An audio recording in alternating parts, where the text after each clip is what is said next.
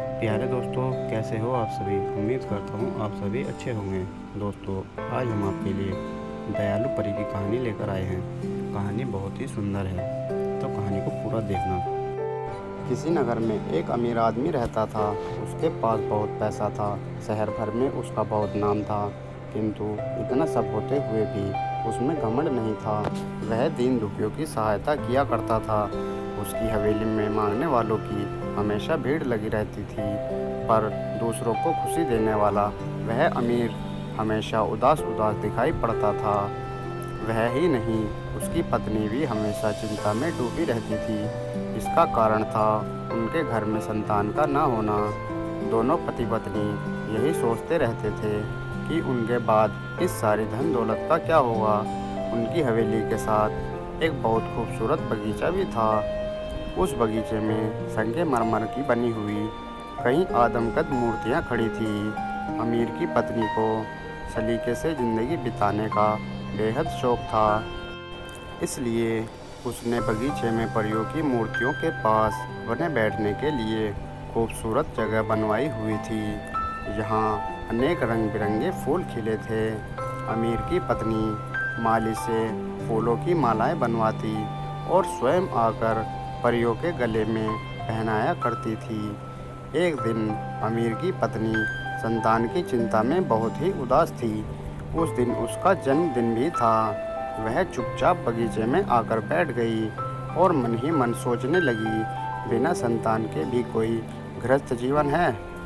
बिना बच्चों के हवेली कैसी सूनी सूनी दिखाई पड़ती है। बहुत देर तक वह इन्हीं विचारों में खोई रही। थोड़ी देर बाद पक्षियों का चहचहाना सुनकर उसका ध्यान टूटा। दूर दूर से आकर पक्षी रैन बसेरा करने के लिए पेड़ों पर बैठ रहे थे। तभी उसने जाना कि दिन ढल रहा है। आज उसकी हवेली में जन्मदिन समारोह का भी आयोजन किया गया है। उसने सोचा, जल्दी से हवेली चलूं। पतिदेव मुझे ढूंढ रहे होंगे। परी की दयालुता। जैसे ही वह उठी, उसे गुनगुनाहट की मीठी आवाज़ सुनाई दी। वह सोचने लगी, अरे बगीचे में कौन आ गया। यहाँ तो किसी को भी आने की आज्ञा नहीं है। फिर यह आवाज़ तो किसी नारी की लगती है। यह सोचकर वह इधर उधर देखने लगी।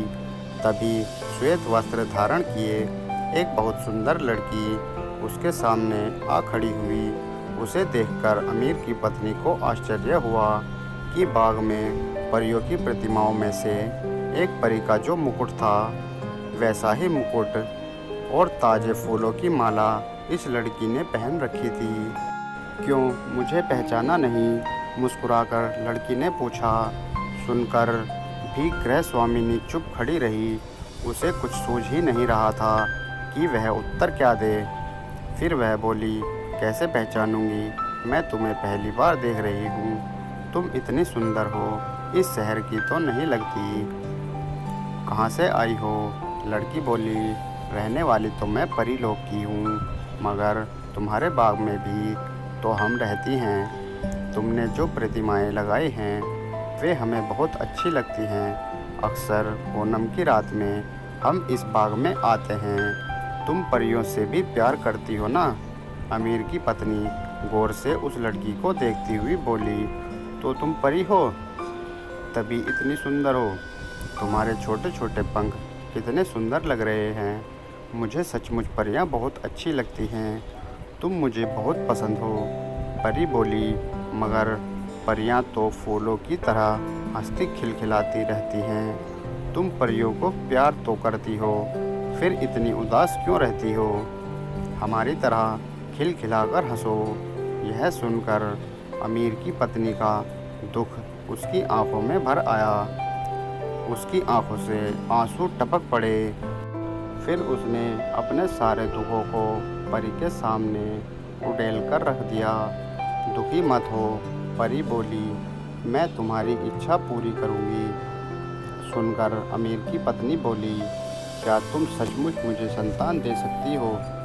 हाँ हाँ, क्यों नहीं। ध्यान से सुनो। परी ने कहा, तुम कल सुबह नहा धोकर इसी स्थान पर आ जाना। उस सामने वाले पेड़ पर तुम्हें 2 सेब लटकते हुए मिलेंगे। बिना किसी को बताए तुम उन्हें छीलकर खा लेना, फिर देखना तुम्हारे एक नहीं 2 सुंदर पुत्र पैदा होंगे। अब जाओ, धूमधाम से अपना जन्मदिन मनाओ। फिर वह अपने महल की ओर चली गई और उसने धूमधाम से अपना जन्मदिन मनाया।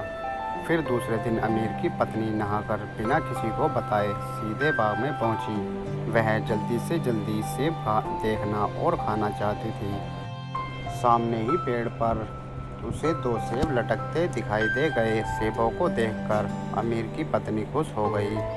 खुशी में वह परी की बात भूल गई और एक सेब को बिना छीले ही खा गई। तभी उसे याद आया कि परी ने तो उसे सेब छील कर खाने को कहा था। धीरे धीरे समय बीता। थोड़े दिन बाद अमीर की पत्नी ने 2 जुड़वा लड़कों को जन्म दिया। उनमें से पहला लड़का तो एकदम काला और कुरूप था, उसे देखकर सब डर गए। मगर दूसरा लड़का बहुत ही खूबसूरत, किसी राजकुमारी जैसा था। धीरे धीरे दोनों बच्चे बड़े होने लगे। दोनों ही बहादुर, विनम्र और होशियार थे। अमीर की पत्नी अपने दोनों बेटों से समान रूप से प्यार करती थी, लेकिन घर के नौकर चाकर और स्वयं अमीर भी उस कुरूप लड़के से नफरत करते थे। दोनों जवान हुए तो उनकी शादी की बात शुरू हुई। जो भी रिश्ता आता छोटे लड़के के लिए ही आता। माँ को यह देखकर बहुत दुख होता। एक दिन उसका बड़ा बेटा बोला, माँ, तुम इतनी दुखी क्यों रहती हो? मैं जानता हूँ तुम मुझे बहुत प्यार करती हो। तुम उदास होती हो तो मैं भी दुखी हो जाता हूँ। माँ ने कहा, बेटा, भगवान ने तुम्हारे साथ अन्याय किया है, लेकिन मैं भगवान को ही क्यों दोष दूँ? यह तो मेरी भी भूल का नतीजा है। मैं ही इसका प्रायश्चित करूँगी। पूनम की रात थी। माँ बगीचे में इसी तरह उदास बैठी थी, बेटे के बारे में सोच रही थी। पास ही बड़ा बेटा भी बैठ गया। माँ 20 साल पहले की परी से मिलने की कहानी बेटे को सुना रही थी। सुनाते सुनाते माँ को नींद आ गई। बेटा माँ की सुनी कहानी के अनुसार एक परी की मूर्ति के पास जाकर खड़ा हो गया। वह सोचने लगा, माँ ने यह भी तो बताया था कि पूनम की रात को यहाँ परियां आती हैं। काश आज परियां आ जाएं और मेरा दुख दूर कर दें। तभी छमछम की आवाज़ सुनाई दी। उसने इधर उधर देखा। श्वेत वस्त्र पहने एक सुंदर परी नाच रही थी। वह मंत्रमुग्ध सा होकर उसे देखता रह गया। परी नाच चुकी तो उस लड़के के पास आई। लड़का उसे देखता ही रहा। समझ में नहीं आ रहा था कि वह उस लड़की से क्या कहे। तभी परी बोली, तुम मुझे नहीं पहचानते, किंतु मैं तुम्हें जानती हूँ। तुम्हें ही नहीं, तुम्हारा दुख भी जानती हूँ। जाओ, तुम अपने कमरे में जाकर सो जाओ। बस एक काम करना, खिड़की खुली ही रखना।